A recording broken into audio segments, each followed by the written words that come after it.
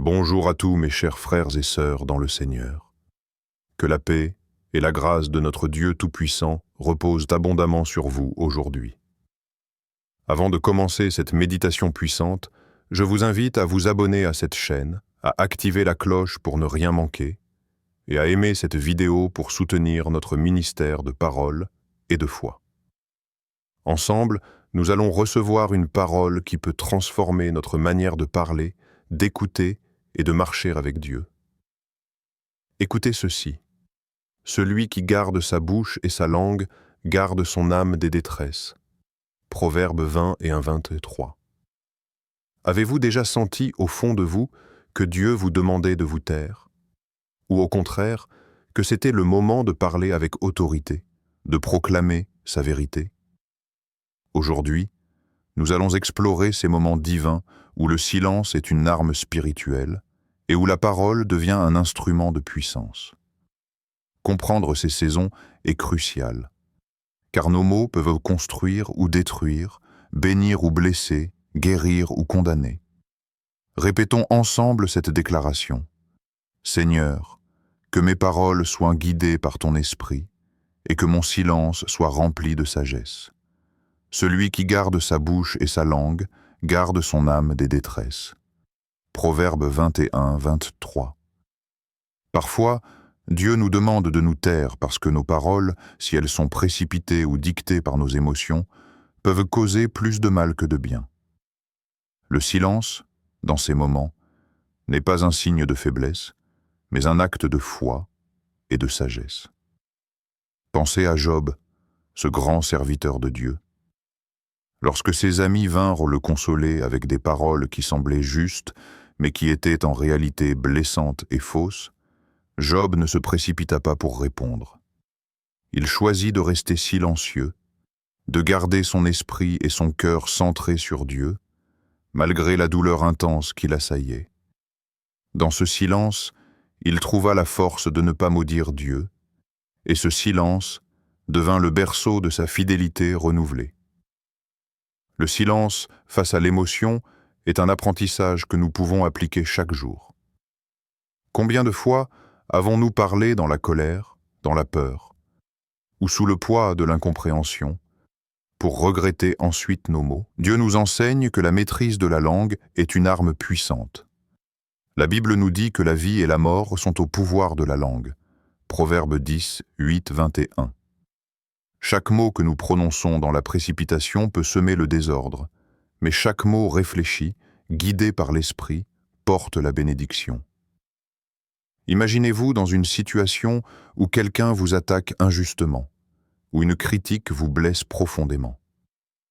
Votre première impulsion essaye souvent de répliquer, de défendre votre image ou votre honneur. Mais et si, à ce moment-là, vous laissiez votre silence parler pour vous, comme Jésus devant Pilate, lorsqu'il resta silencieux face aux accusations injustes, nous aussi pouvons choisir le silence, non pas par peur, mais par obéissance à Dieu et par confiance en sa justice. Le silence devient alors un acte de protection, un espace où l'esprit peut transformer notre douleur en paix, notre colère en patience et notre impulsion en sagesse. Pratiquer ce silence demande discipline et discernement. Commencez par observer vos impulsions, à sentir quand vos mots viennent de l'émotion plutôt que de l'esprit. Puis, prenez une respiration, élevez votre cœur vers Dieu et laissez-lui guider vos paroles. Le silence, lorsqu'il est choisi consciemment, devient un témoignage puissant de foi, un témoignage silencieux que votre âme appartient à Dieu et que vous n'êtes pas esclave de vos émotions. Répétons ensemble cette déclaration. Seigneur, je choisis de garder ma bouche et mon cœur en toi. Que mes paroles soient guidées par ton esprit et non par mes émotions. Le silence n'est pas vide. Il est rempli de puissance. Chaque moment où nous choisissons de nous taire avec foi prépare le terrain pour que nos paroles, au moment juste, frappent avec précision et portent la bénédiction divine. Ne vous conformez pas au siècle présent, mais soyez transformés par le renouvellement de l'intelligence, afin que vous discerniez quelle est la volonté de Dieu. Romains 12:2. Il y a des moments où Dieu nous demande de nous taire face aux paroles des autres, surtout lorsque ces paroles sont injustes ou mensongères. Prenons l'histoire d'Esther, cette jeune femme appelée à défendre son peuple. Au début, elle ne parlait pas. Elle ne révélait pas immédiatement son identité ni la menace qui pesait sur Israël. Pourtant, elle n'était pas passive. Dans son silence, elle priait, elle réfléchissait, et elle attendait le moment choisi par Dieu pour agir. Et lorsque le moment arriva, ses mots furent puissants et précis. Un simple discours sauva tout un peuple. Esther 4:14-16. Ce silence stratégique est souvent difficile à pratiquer. Nous voulons réagir, corriger l'injustice, défendre notre réputation ou celle de nos proches. Mais parfois, parler trop tôt ou trop fort peut précipiter le danger, amplifier le conflit ou diluer l'impact de la vérité. Dieu nous enseigne à discerner le temps de parler et le temps de se taire. Se taire devant l'injustice n'est pas un acte de faiblesse, mais un acte de confiance. Nous remettons la situation entre les mains de celui qui juge avec justice parfaite. Imaginez-vous dans votre vie quotidienne. Quelqu'un répand des rumeurs sur vous. Quelqu'un critique votre travail ou votre foi. La première réaction humaine est de répondre, de se défendre ou de riposter. Mais si, à ce moment-là, vous choisissez le silence, vous laissez l'Esprit Saint travailler. Vos actions et votre intégrité parlent plus fort que vos mots. Vos efforts constants pour marcher dans la vérité deviennent un témoignage plus puissant que n'importe quelle défense verbale. Ce silence réfléchi devient une arme spirituelle. Il protège votre esprit des pièges de l'orgueil, de la colère et de l'amertume. Il crée un espace où Dieu peut intervenir, transformer les cœurs et révéler la vérité selon sa volonté. Comme Abraham qui a intercédé pour Sodome, parfois nos prières silencieuses et persistantes portent plus de fruits que nos mots impulsifs. Genèse 10, 8-23-33. Répétons ensemble cette proclamation. Seigneur, dans mon silence, je laisse ton esprit travailler et préparer le terrain pour mes paroles. Que ma vie soit un témoignage vivant de ta vérité et de ta justice. Chaque fois que nous choisissons de nous taire devant l'injustice, nous nous plaçons dans une position d'autorité spirituelle. Le silence n'est pas passif, il est stratégique. Il est le moment où la puissance de Dieu se prépare à se manifester à travers nous et où nos mots futurs auront un impact éternel. Soyez silencieux devant l'Éternel et attendez-le. Psaume 37, 7. Fermez un instant les yeux et imaginez un jardin au petit matin. La brise est douce, l'air frais et le monde encore paisible. C'est dans ce silence que Dieu parle le plus clairement. Dans notre vie moderne, nous courons après le bruit, les notifications, les opinions des autres. Mais Dieu nous appelle à un silence profond, à une écoute attentive, à une présence tranquille. C'est dans ces moments de solitude et de méditation que nos âmes se reconnectent à lui.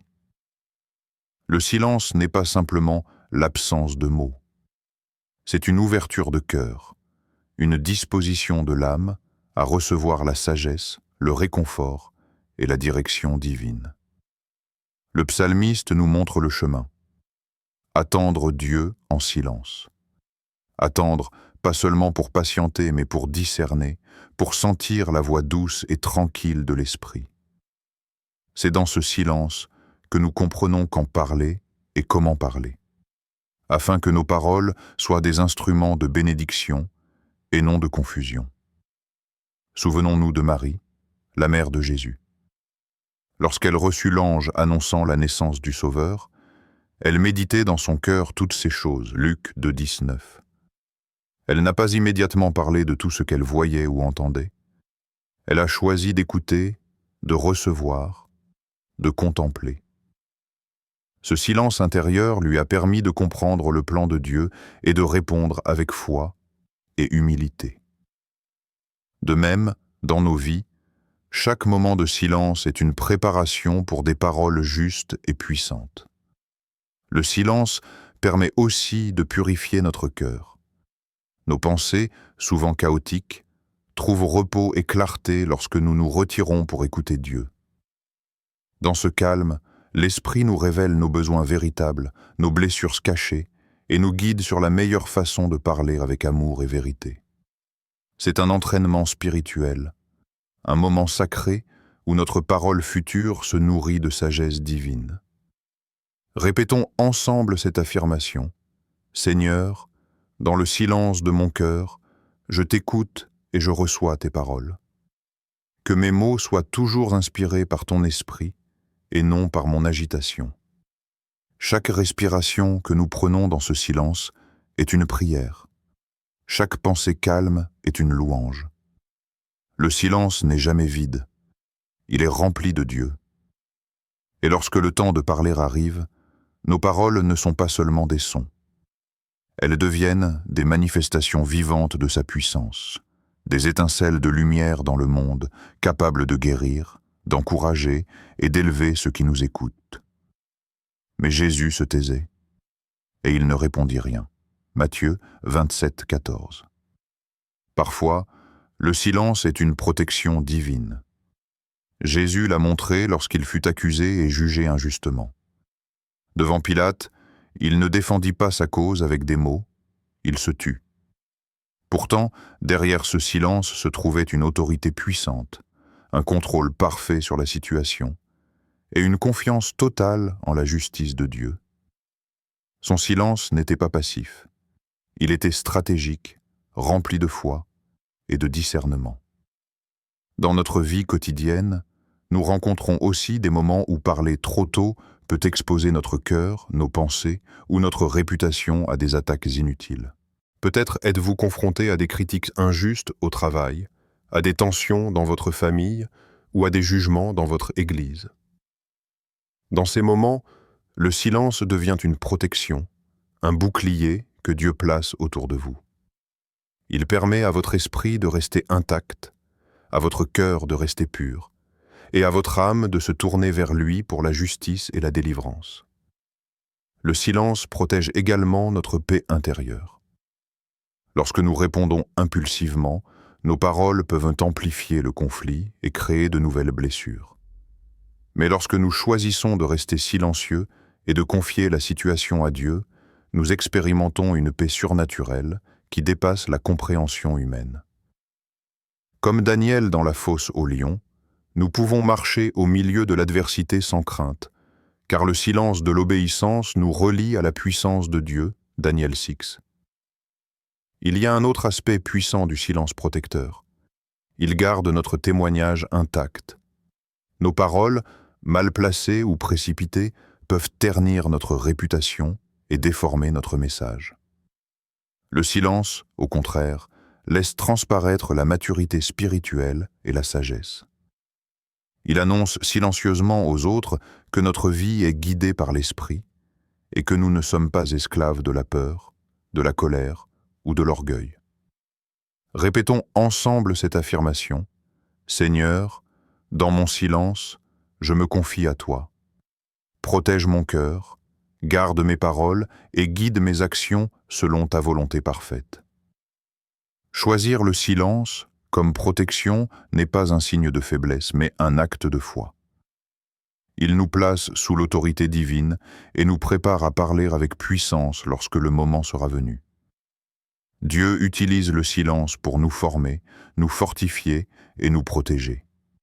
Et c'est dans cette discipline que nous découvrons la profondeur de sa sagesse et de sa fidélité. Que chacun soit prompt à écouter, lent à parler, lent à se mettre en colère. Jacques 1,19. Imaginez vos paroles comme des graines. Certaines germent et portent des fruits de vie, d'autres tombent dans la boue et se transforment en blessures ou en rancune. Dieu nous appelle à choisir avec soin ce que nous semons par notre bouche. Il y a des moments où se taire est un acte de foi, un choix un moyen de ne pas propager le mal, les rumeurs ou la division. Le silence devient alors un filtre spirituel qui purifie notre influence sur le monde. Dans la Bible, nous voyons l'exemple de Naaman, le général syrien, qui fut guéri de sa lèpre grâce à l'obéissance à la parole de Dieu par l'intermédiaire du prophète Élisée. Imaginez s'il avait répandu des rumeurs sur le prophète, doutant de sa méthode simple, ou critiqué le processus avant de voir le miracle. Son silence, son attente et sa foi ont permis à la puissance de Dieu de se manifester pleinement. De la même manière, nos silences réfléchis préparent le terrain pour que Dieu agisse sans entrave. Le silence face au mal n'est pas passivité. Il est un choix conscient de ne pas participer à la propagation des paroles destructrices. Dans nos vies, combien de conflits auraient pu être évités si nous avions attendu, écouté, réfléchi avant de répondre? La maîtrise de la langue est une force spirituelle que Dieu désire pour chacun de nous. Nos mots peuvent guérir ou blesser, bénir ou maudire. Et souvent, le simple acte de se taire, de laisser l'esprit guider nos paroles, produit un impact plus puissant que toute défense impulsive. Répétons ensemble cette déclaration. Seigneur, je choisis la sagesse dans mes paroles et le silence dans mes moments de doute. Que mes mots portent la vie et que mon silence reflète ton esprit. Le silence prévient la discorde et ouvre la voie à la paix. Il nous enseigne l'humilité et la patience, tout en préparant notre bouche pour les moments où la parole juste doit être prononcée avec autorité. Lorsque nous nous taisons avec discernement, nous devenons des instruments purs entre les mains de Dieu, capables de libérer sa vérité et sa bénédiction au moment parfait.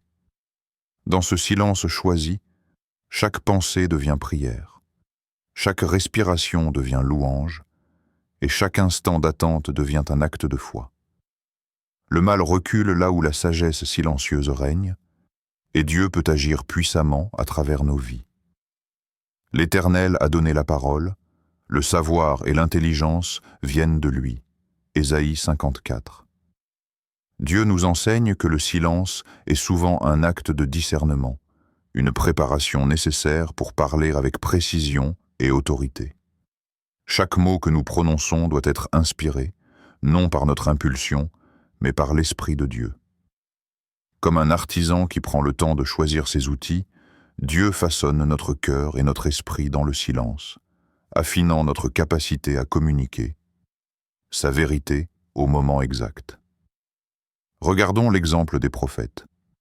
Ésaïe lui-même fut instruit dans le silence, méditant, priant et écoutant la voix de Dieu avant de prononcer les messages qui allaient transformer les nations.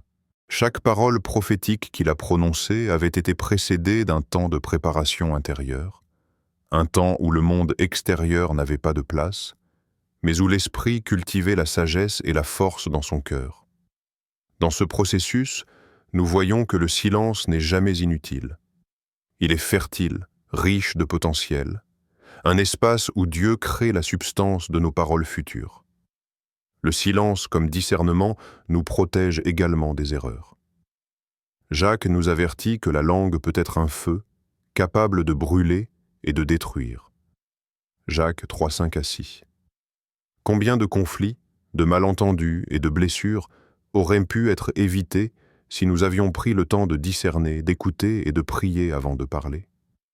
Dieu nous invite à cette discipline spirituelle, parler seulement lorsque nous avons reçu la direction divine, et laisser le silence remplir le vide où nos propres jugements pourraient nous tromper.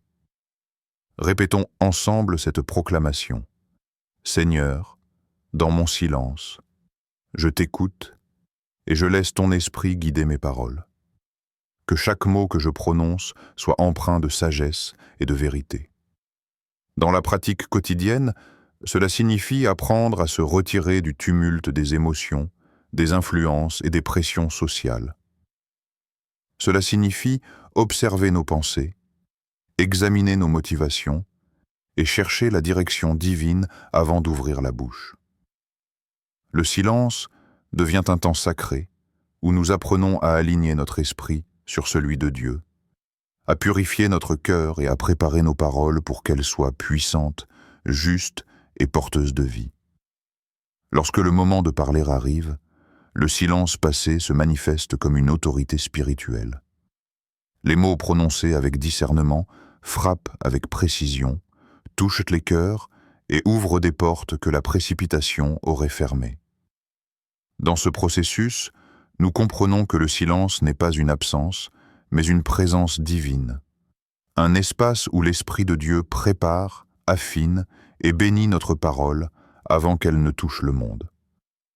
Alors Moïse parla au peuple, et il dit : « Soyez fermes et ne craignez pas.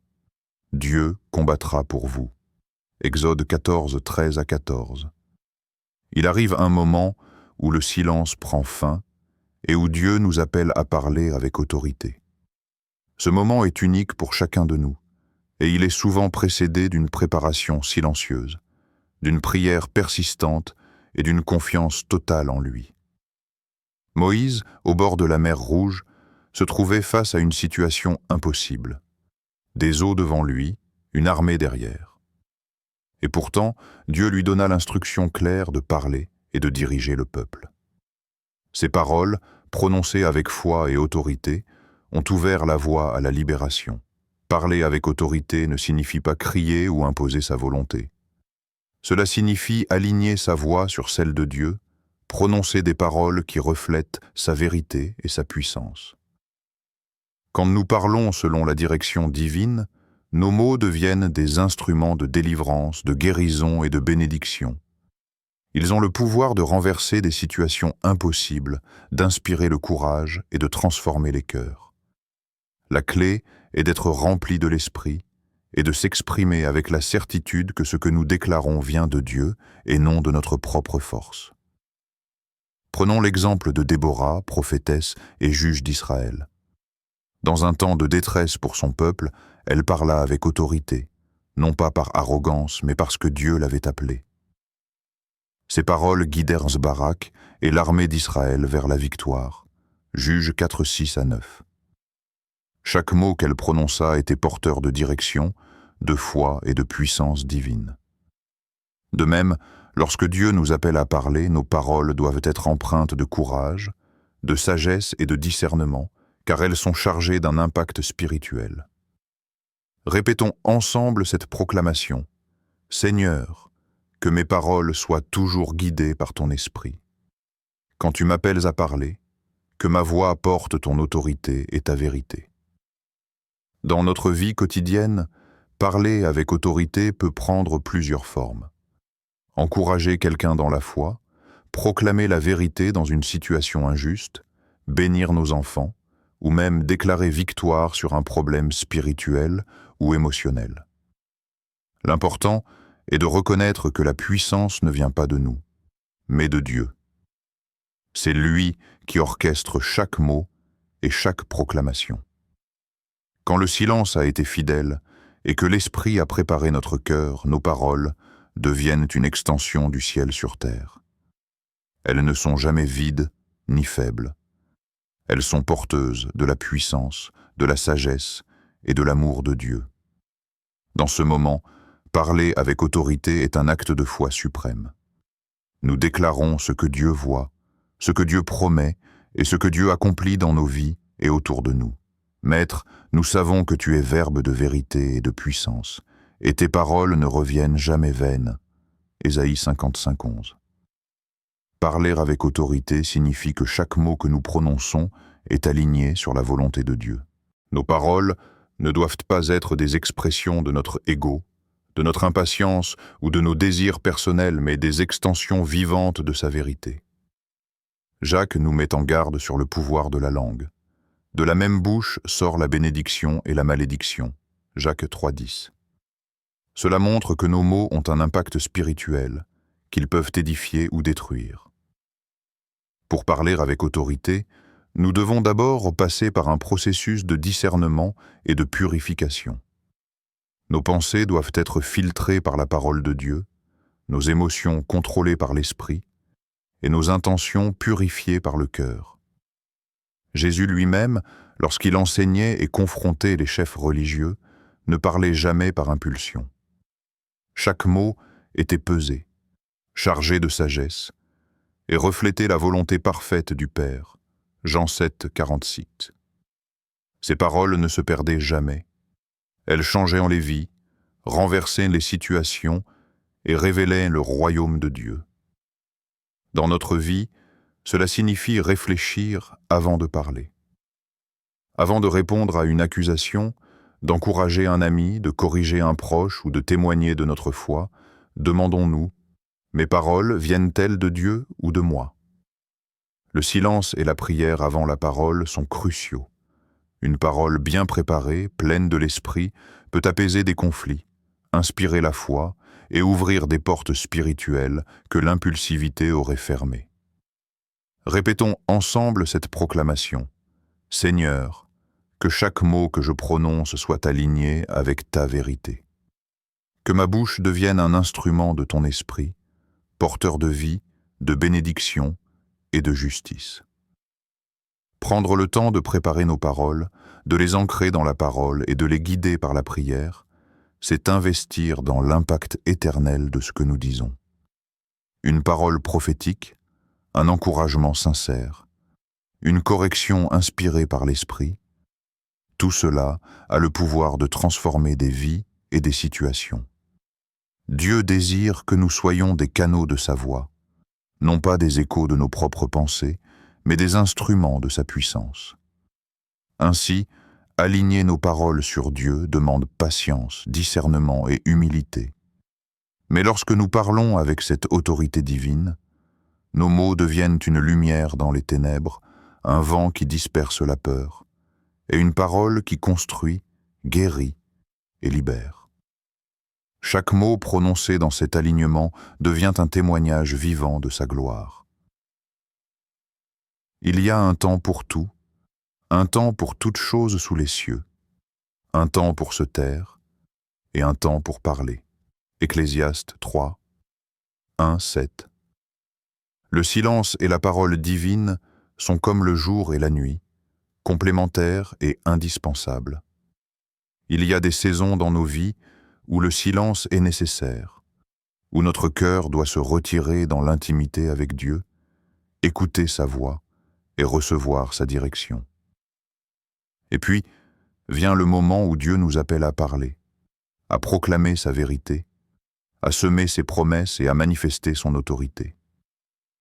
Ces deux aspects ne s'opposent pas. Ils se complètent, créant un équilibre spirituel qui transforme notre vie et celle des autres. Pensez à Élie face au prophète de Baal. Avant de déclarer la victoire du Dieu vivant, il passa du temps à jeûner, prier et méditer. Puis, lorsqu'il parla, ses paroles étaient puissantes, remplies d'autorité divine, capables de renverser des idoles et d'inspirer la foi en Israël.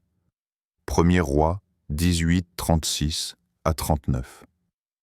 Le silence préparatoire permit à sa parole de devenir une étincelle de puissance céleste. Sans ce temps de recueillement et de discernement, sa proclamation aurait été vide et inefficace. Dans notre quotidien, ce principe s'applique aussi. Il y a des moments où se taire devant la tempête, devant l'injustice ou devant la confusion est nécessaire. Et il y a des moments où nos mots doivent s'élever, forts et précis, porteurs de vérité et de guérison. Apprendre à discerner ces temps demande sensibilité à l'esprit, humilité et patience. Chaque silence vécu avec foi prépare une parole future qui aura un impact durable, et chaque parole prononcée avec autorité trouve sa racine dans un temps de préparation intérieure. Répétons ensemble cette proclamation: Seigneur, guide-moi dans le temps de me taire et dans le temps de parler. Que mon silence soit sage et ma parole soit pleine de ton esprit. Ce cycle du silence et de la parole est un rythme divin. Il nous enseigne la discipline, fortifie notre foi et nous rend sensibles à la voix de Dieu. Le silence nous apprend l'écoute, la patience et l'humilité. La parole nous enseigne le courage, l'autorité et la foi active. Ensemble, ils font de nous des instruments complets, capables de refléter la gloire de Dieu dans chaque situation. Comprendre cet équilibre, c'est marcher dans la sagesse divine.